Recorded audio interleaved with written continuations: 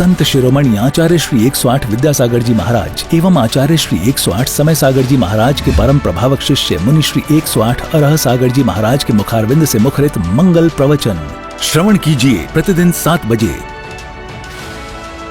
सिर्फ Adinath TV channel पर।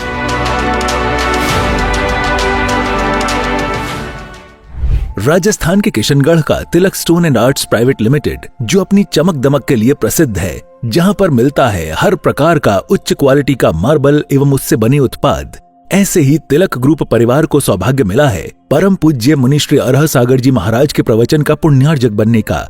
ये एक ऐसा परिवार है जो समाज एवं संत सेवा में हमेशा अग्रसर रहता है और इसकी सेवाएं भी हमेशा उपलब्ध रहती हैं। इस कार्यक्रम के पुण्यार्जक हैं स्वर्गीय श्री ताराचंद जी प्रेमलता जी गंगवाल की पुण्य स्मृति में प्रवीण, संजय, राजीव, ऋषिका, शाश्वत एवं विधान गंगवाल तिलक ग्रुप और तिलक मार्बल परिवार किशनगढ़ राजस्थान के सौजन्य से।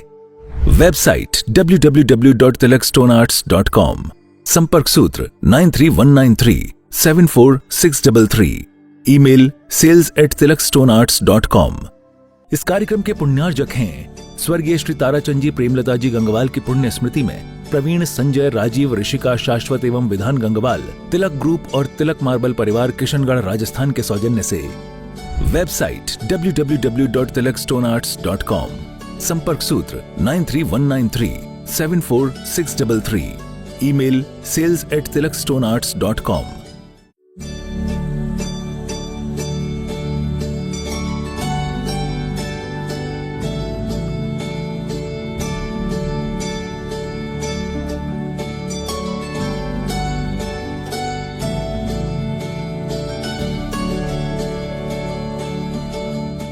बोलिए पंच परमेष्टि भगवान की, भगवान महावीर स्वामी की, अहिंसा परमो धर्म की, परम पूज्य आचार्य गुरुवर श्री विद्यासागर जी महाराज की, परम पूज्य आचार्य श्री समय सागर जी महाराज की, परम पूज्य सुंदर सागर जी महाराज की। हमारा जीवन उलझनों से उलझा हुआ है।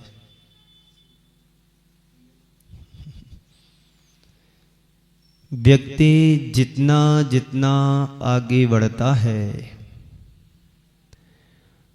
जीवन में उतना उतना उलझता हुआ चला जाता है और चीजों में उलझना दूर की बात, पर छोटी छोटी बातों में ज्यादा उलझ रहा है। कोई मुझे क्या बोल रहा है, कोई मुझसे क्या कह रहा है, यह मेरे हाथ में नहीं है। कोई मुझे कुछ भी कह करके चला जाए, यह मेरे हाथ में नहीं है। पर मैं उस कहे हुए पर मैं कोई प्रतिक्रिया ना करूं, यह तो मेरे हाथ में है। कोई मुझे कुछ भी कहे, ये मेरे हाथ में नहीं, पर मैं उसे स्वीकार ना करूं, यह तो मेरे हाथ में है। मेरे साथ कोई घटना ना घटे, ये मेरे हाथ में नहीं है, पर कैसी भी घटना घटे मेरे जीवन के साथ, पर मैं उससे प्रभावित ना हूं, ये मेरे हाथ में है। ये तो है हाथ में कि नहीं, बोलो। मेरे से बड़ा कोई भी कुछ कहकर के चला जाए, उसका ये अधिकार है और मुझे स्वीकार कर लेना ये मेरा अधिकार है। बात बनी है, कोई दिक्कत नहीं, कोई झगड़ा नहीं, कोई खींचातानी नहीं। जब सामने वाला कुछ कहे और उसे हम स्वीकार ना करें, तो झगड़ा क्या, फिर लंबा रगड़ा बन जाता है जीवन का। वही रगड़ा तुम्हारे लिए भाव भाव में भटकाता है। कैसे घुमाता है हमारे लिए कर्म। कर्म बड़ा बलवान है और इस कर्म के द्वारा ही संसार का प्रत्येक प्राणी नाच रहा है। हमारा जीवन एक कठपुतली की तरह है। कठपुतली देखी आपने? पहले खेल खिलाते थे लोग, गांव में आते थे खेल दिखाने के लिए। अब कोई नहीं दिखते, ये कठपुतली है, कोई तार पे चल रहा है, कोई सर्कस चला रहा था, रामलीलाएं होती थी, रहस्य लीला होती थी। अब कुछ भी देखने को नहीं मिलता है। दुनिया बदल गई। दुनिया क्या बदली? हमारी सोच ही बदली है। सूरज पहले भी पूर्व से निकलता था लाखों वर्ष पहले, और आज भी वहीं से निकल रहा है। तुम्हारा घर का दरवाजा जहां था पिछवाड़ा में, वहीं है आज भी। क्या बदला? कहते हैं दुनिया बदल गई, पर दुनिया बनाने वाला बदल गया। तो मेरे हाथ में कोई घटना घटे, ये मेरे हाथ में नहीं, पर मैं घटना से प्रभावित ना हो, ये मेरे हाथ में है। आप देखें, शास्त्रों के पन्ने पलट करके देखें, महापुरुषों के जीवन में भी घटनाएं घटी हैं, पर उन्होंने उस घटना को घटना जैसा समझ करके वहीं छोड़ दिया। सुबह मैंने कहा था, पांडवों के जीवन को देखो। उनके जीवन में वो घटना घटी, यदि आपके पास थोड़ी सी आंच आती तो आपको जलन होने लगती है, तकलीफ होती है। और जिनके शरीर में दिगंबरत अवस्था में तपताए मान आभूषणों को पहना दिया, क्या स्थिति उस समय घट रही होगी? ये भी एक घटना है। इधर ऑफलाइन चल रहा, उधर ऑनलाइन चल रहे। पर मुझे उस घटना से प्रभावित नहीं होना है। जो हो रहा सो होने दो, मुझे अपना काम करना, आगे बढ़ना है। ये सिद्धांत बना लोगे तो जीवन में कभी तकलीफ ही नहीं आएगी।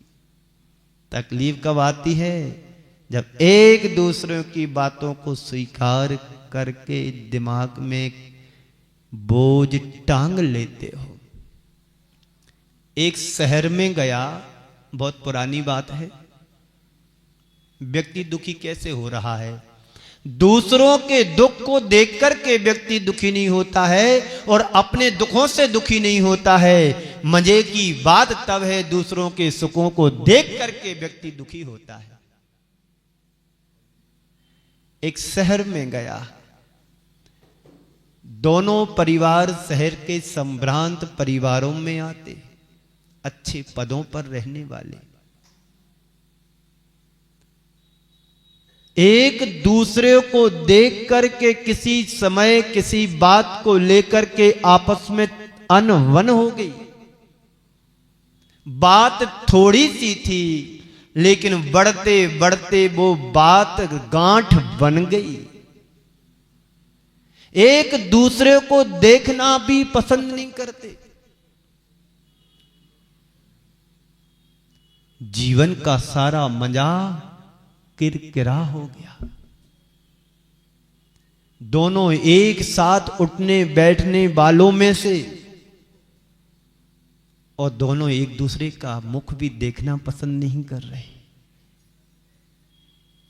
ये बात कब किसके घर कर जाए और कब किसको दुखी बना दे।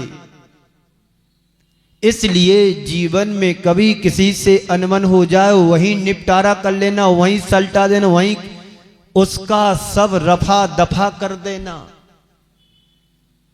नहीं तो एक छोटा सा बात, छोटी सी बात कब तुम्हारे जीवन में घर कर जाए और रगड़ा बन करके जिंदगी भर तुम्हें भटकाता रहे कर्म बांध करके। तो मैं कह रहा था, कठपुतली की तरह हमारा जीवन भी है। जैसे कर्म हमें नचा रहा है, वैसे हम नाच रहे हैं।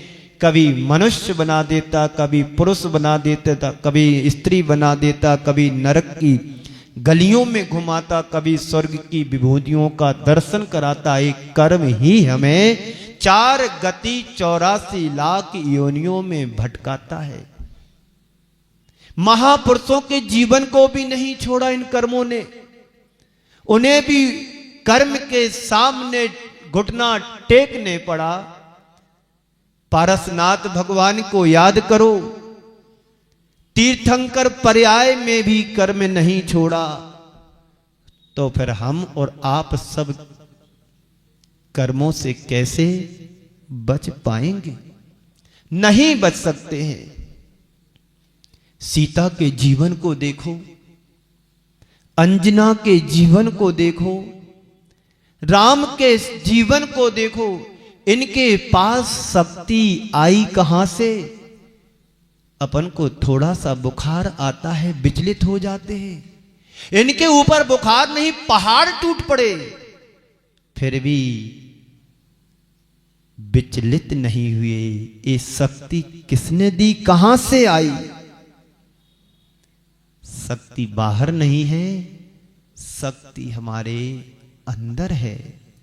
उस शक्ति को यदि हम चाहें तो प्राप्त कर सकते हैं।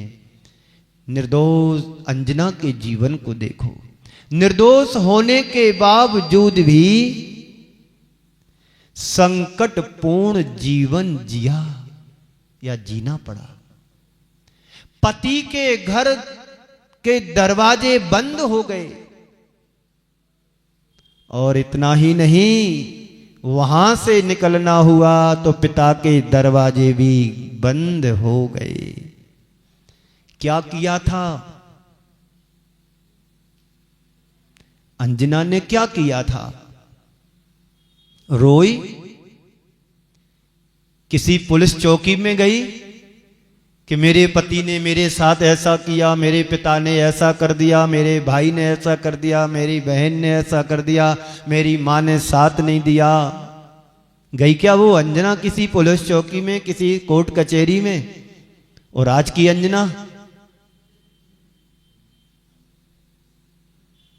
क्या किया? बोलो अंजना ने, सीता ने क्या किया? मुझे ऐसे पति के साथ शादी कर दी, मैं तो राजा महाराजा के घर के घराने की लड़की हूं, मुझे कंटकाकीड़ वन में चलने के लिए मजबूर होने पड़ रहा है, मजबूर होना पड़ रहा है।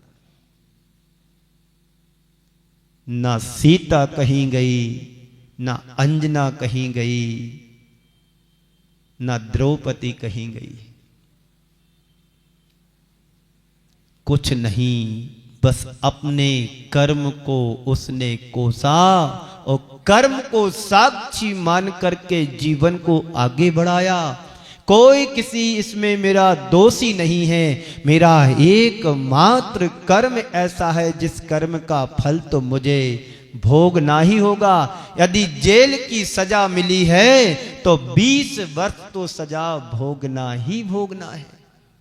इतना ही होती है ना 20 वर्ष की सजा, आजीवन। उसकी जगह आज की कोई अंजना होती तो क्या होता? बोलो, कुछ नहीं, कोर्ट कचहरी के दरवाजे खटखटा रही। और आज अधिकांश लोग यही कर रहे हैं, घर के दरवाजे बंद करके कोर्ट कचहरी के दरवाजे खटखटा रहे हैं। कितने घर परिवार बिगड़ गए, उजड़ गए। शादी के 1-1 साल होते नहीं, 2-2 वर्ष होते नहीं, 6 महीने में रिजल्ट आ जाता है और कोर्ट केस चलने लगते हैं। बड़े बड़े एक डिमांड रख देते हैं, इतने लाख रुपए दोगे तो समझौता करेंगे, नहीं तो नहीं करना। जैन होकर के भी ऐसे कई परिवार मेरे संपर्क में हैं जो आज कोर्ट कचहरी के चक्कर लगा रहे हैं, लड़के वाले अलग और लड़की वाले अलग।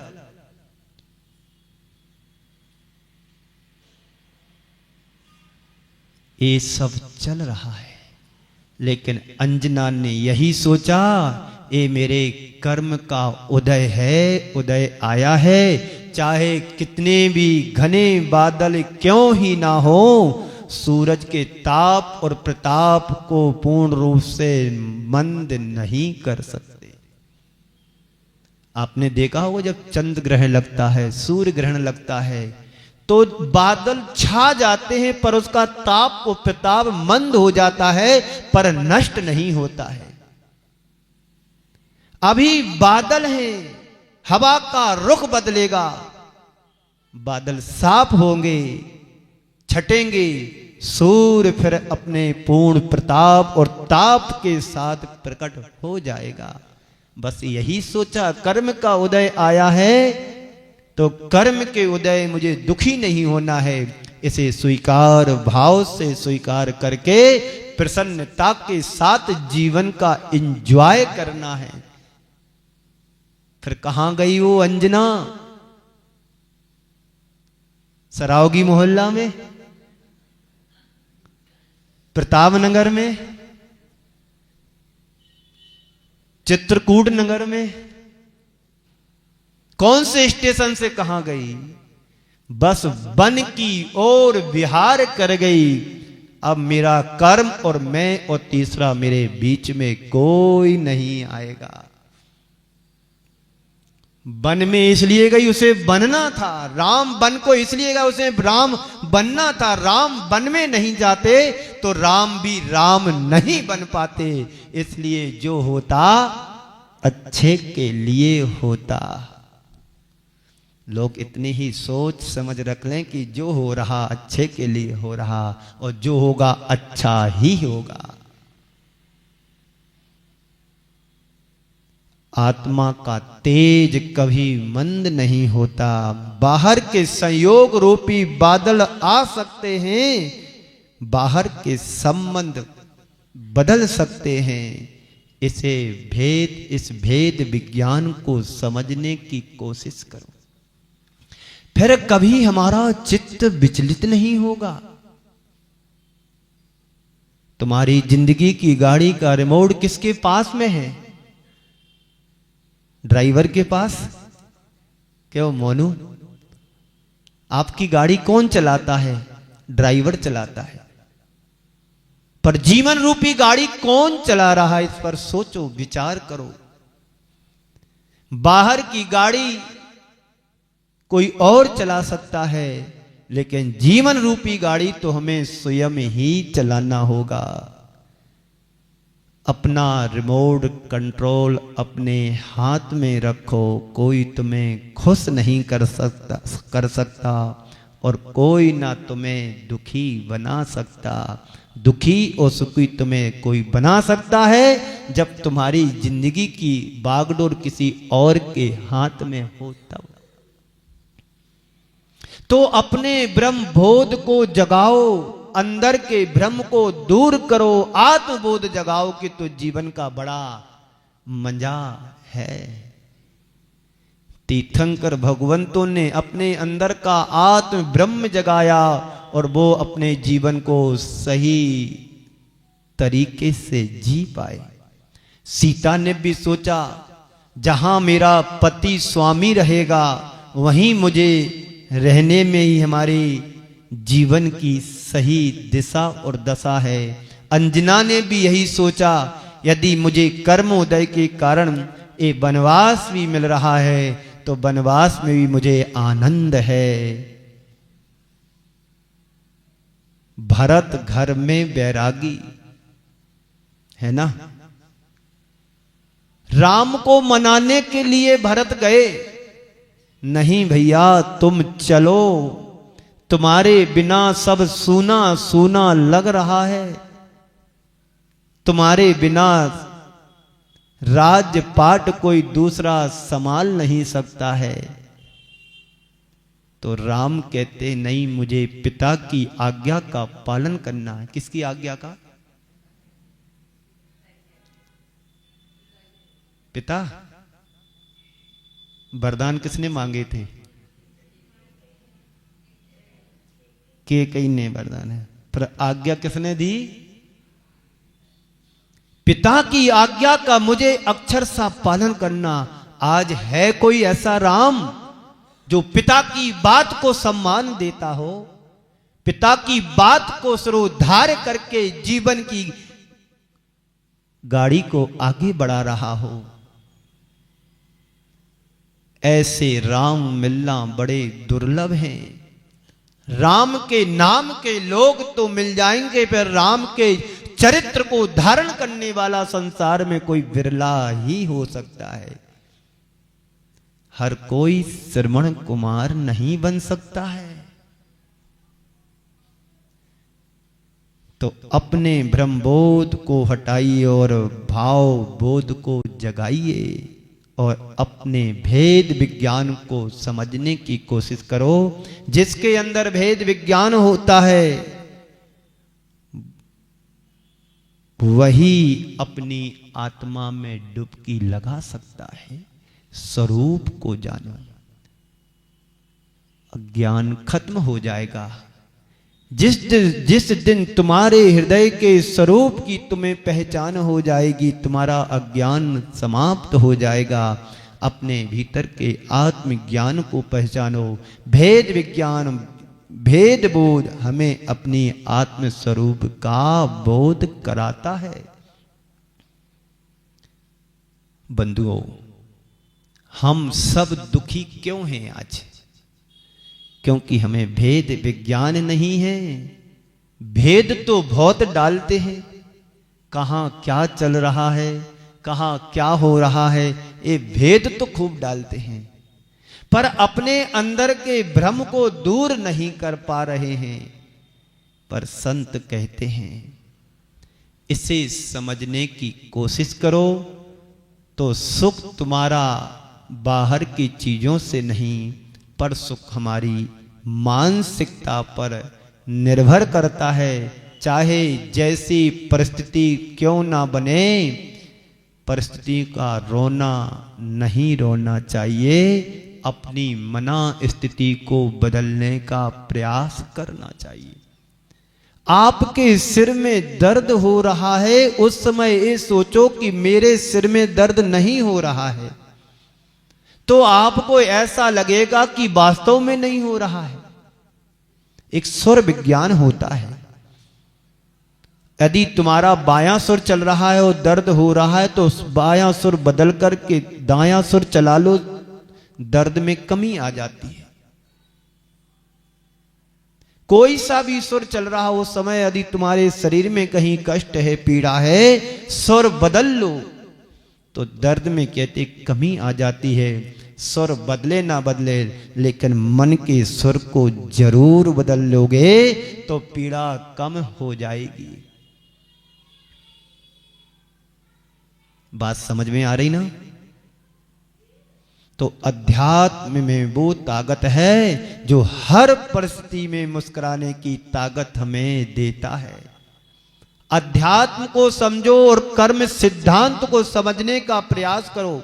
दो ही चीजें जैन दर्शन में मुख्य बतलाई गई हैं, एक कर्म सिद्धांत, दूसरा अध्यात्म। कर्म के उदय में सारी स्थितियां बनती बिगड़ती हैं और अध्यात्म मुझे संबल देता है सहन करने का, बाकी और कुछ नहीं है।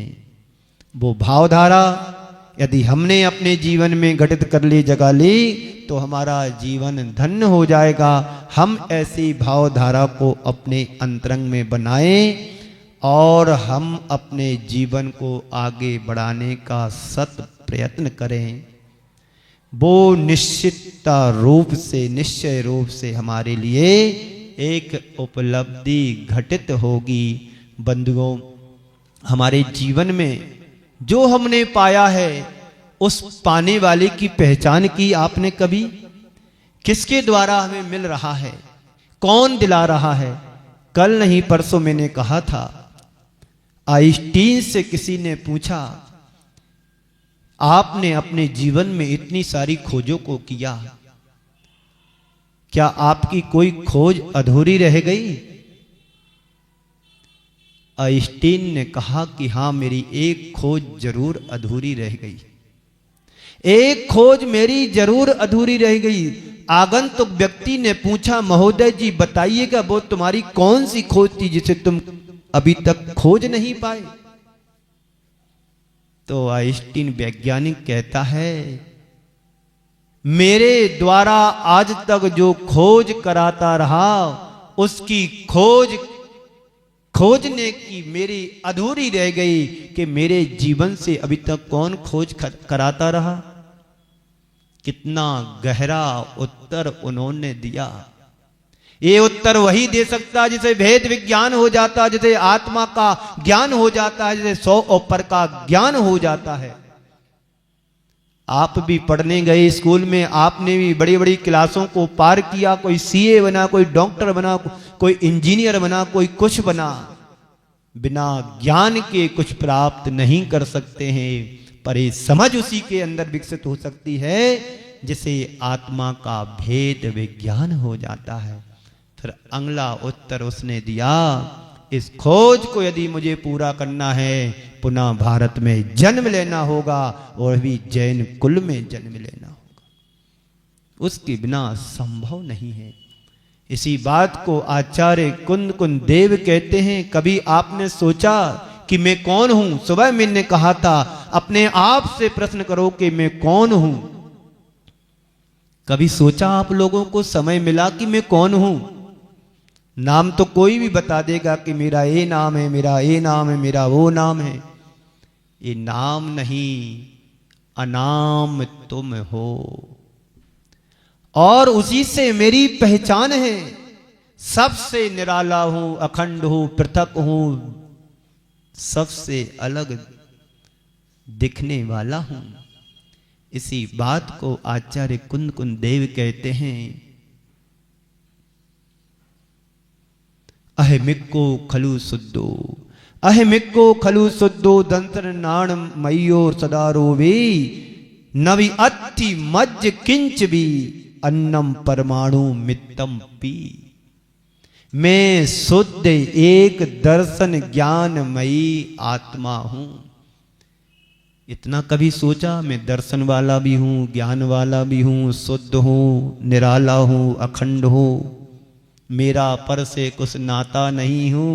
और मंदिर के बाहर जाने के बाद सबसे नाता हो जाता है।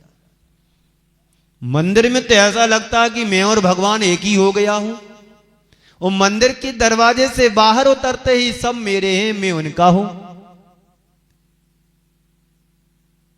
उसके अतिरिक्त मेरा एक भी अन्नम परमाणु मित्तम पी, मेरा एक परमाणु आत्मा के अलावा कुछ भी नहीं, एक परमाणु भी मेरा नहीं है। ऐसा श्रद्धान, प्रगाढ़ श्रद्धान अंदर जगा लेना, वही सच्चा धर्मात्मा कहलाता है। ये सब संयोगी गत भाव मेरे हैं, मेरे पास है। ना तो मैं तदन रूप हूं और ना मेरी कोई इस संसार में चीजें हैं। लेकिन हम लोग करते क्या है, अपनी धारणा और मान्यता ये बना ली है, मैं ये हूं, मैं वो हूं, मेरा नाम ये है, तुम्हारा नाम वो है। देखो व्यक्ति की कैसी मिथ्यात्व मान्यता के कारण दुखी होता है और पल में सुखी भी हो जाता है। एक व्यक्ति का बीच चौराहे पर घर था, बड़ा मकान। अचानक उस मकान में आग लग जाती है। किसी के घर में आग ना लगे, भगवान से प्रार्थना करो। बना सके तो बाग लगाने की सोचना, आग लगाने की नहीं। लेकिन आज लोग बातों बातों में आग लगा देते हैं।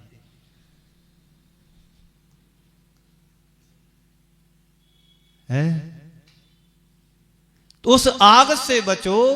लेकिन उदाहरण में सुना रहा हूं, व्यक्ति पल में खुश हो जाता है और पल में दुखी हो जाता है। जब व्यक्ति का पर वस्तुओं से ममत्व जुड़ता है, राग जुड़ता है, तो व्यक्ति दुखी होने लगता है छूटने पर, और मिलने पर खुश हो जाता है। तो एक व्यक्ति का 20 चौराहे पर मकान था। अचानक उस मकान में आग लग जाती तो व्यक्ति बड़ा फूट फूट करके रोता है बाहर आकर के, मेरा मकान जल रहा, मेरा घर जल रहा है, मेरा घर जल गया, मेरा मकान जल गया। थोड़ी देर बाद उसका बड़ा बेटा आता है, पिताजी पिताजी मत रो, क्या हुआ बेटा, तुझे दिख नहीं रहा कि घर जल रहा है इतना बड़ा? अरे पिताजी कल रात में इस घर का सौदा कर दिया 25 करोड़ रुपए का।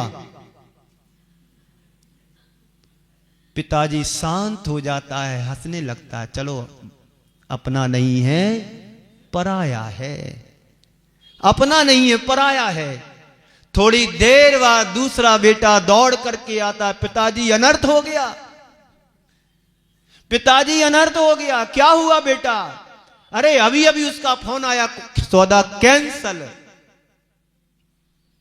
पिताजी रोने लगा, हाय मेरा मकान जल गया, खाक हो गया, राख में बदल गया। प्रमोद भैया अच्छे से सुनना, बाद में काम आएगा। पिताजी पुनः रोने लगा। संसार का प्रत्येक प्राणी यही कर रहा है। जो तुमने जीवन रूपी घर पाया था उसमें कर्मों की आग लगी तो रोने लगता है, और आग हट जाती है तो खुश हो जाता है। पर उसे पता नहीं है कर्म कब आता है, हवा की झोंके की तरह, बादलों की तरह जीवन में कौन सी बीमारी तुम्हें लेकर के आ जाए और तुम्हारे जीवन का छट कर जाए। डॉक्टर भी नहीं बचा पाएगा। जब कर्मों से नहीं बचे तो कौन बचाने वाला है तुम्हारे लिए? तो मेरा इस संसार में एक परमाणु मात्र भी नहीं। मैं तो ज्ञान दर्शन ज्ञायक स्वभावी वाला हूं, अजर अमर अविनाशी हूं। ये श्रद्धान जब हमारा होता है तो पर वस्तु मुझे दुखी नहीं कर सकती है। तो अपनी धारणा और मान्यता को बदलिएगा और अंदर से आवाज आना चाहिए, मैं ज्ञायक स्वभावी हूं। लेकिन अभी तो मैं कौन हूं? मोनू जैन बढ़ जात्या है ना, सही है ना। उसके बाद कब तक नाम चलेगा?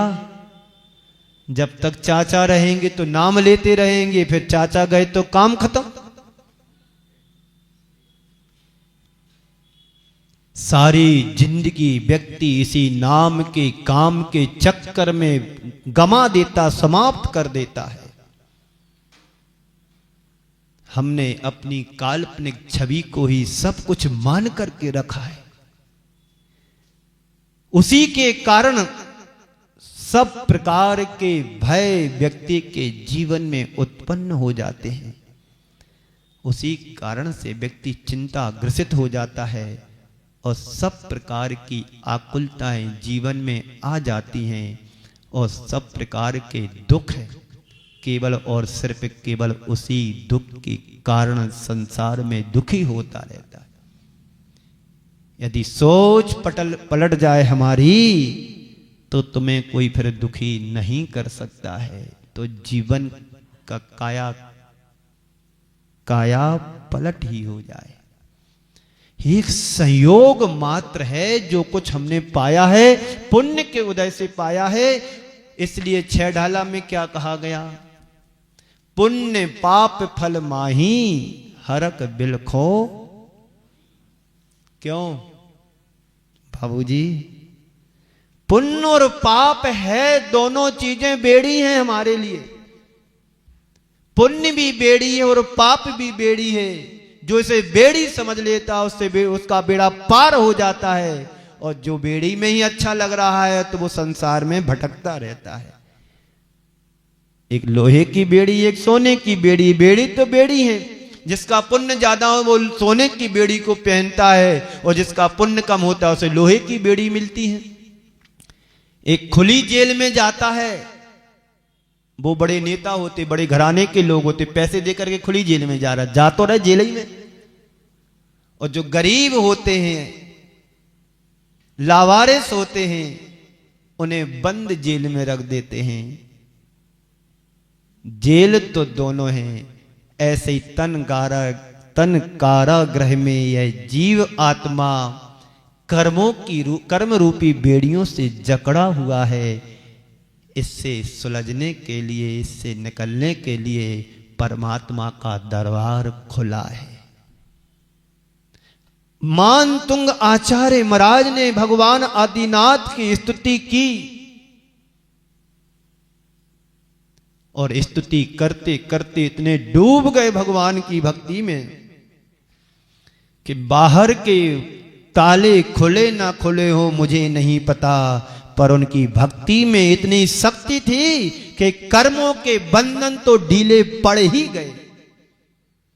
आज भी हम यदि भगवान की भक्ति करें तो हमारे कर्मों के बंधन भी ढीले हो सकते हैं। चाहते हो आप लोग, समय आपका हो रहा है, बस 3-4 मिनट और बचे हैं। कर्मों के बंधन ढीला करना चाहते हो तो 100 में जीना सीख लो। इसी मंगल पुनीत भावना के साथ मैं अपनी वाणी को यहीं पर विराम दे रहा हूं। बोलिए परम पूज आचार्य गुरुवर श्री विद्यासागर जी महाराज की, परम पूज आचार्य श्री समय सागर जी महाराज की, परम पूज सुंदर सागर जी महाराज की जय जय जय। इस कार्यक्रम के पुण्यार्जक थे स्वर्गीय श्री ताराचंद जी प्रेमलता जी गंगवाल की पुण्य स्मृति में प्रवीण, संजय, राजीव, ऋषिका, शाश्वत एवं विधान गंगवाल, तिलक ग्रुप और तिलक मार्बल परिवार किशनगढ़ राजस्थान के सौजन्य से। वेबसाइट www.tilakstonearts.com, संपर्क सूत्र 9319374633, ईमेल sales@tilakstonearts.com। संत शिरोमणि आचार्य श्री 108 विद्यासागर जी महाराज एवं आचार्य श्री 108 समय सागर जी महाराज के परम प्रभावक शिष्य मुनि श्री 108 अरह सागर जी महाराज के मुखारविंद से मुखरित मंगल प्रवचन श्रवण कीजिए प्रतिदिन 7 बजे सिर्फ आदिनाथ टीवी चैनल पर।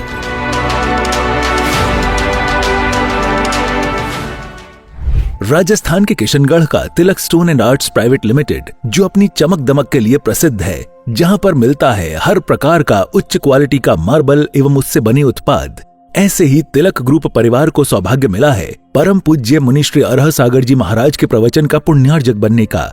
ये एक ऐसा परिवार है जो समाज एवं संत सेवा में हमेशा अग्रसर रहता है और इसकी सेवाएं भी हमेशा उपलब्ध रहती हैं। इस कार्यक्रम के पुण्यार्जक हैं स्वर्गीय श्री ताराचंद जी प्रेमलता जी गंगवाल की पुण्य स्मृति में प्रवीण, संजय, राजीव, ऋषिका, शाश्वत एवं विधान गंगवाल, तिलक ग्रुप और तिलक मार्बल परिवार किशनगढ़ राजस्थान के सौजन्य से। वेबसाइट www.tilakstonearts.com, संपर्क सूत्र 9319374633, ईमेल sales@tilakstonearts.com।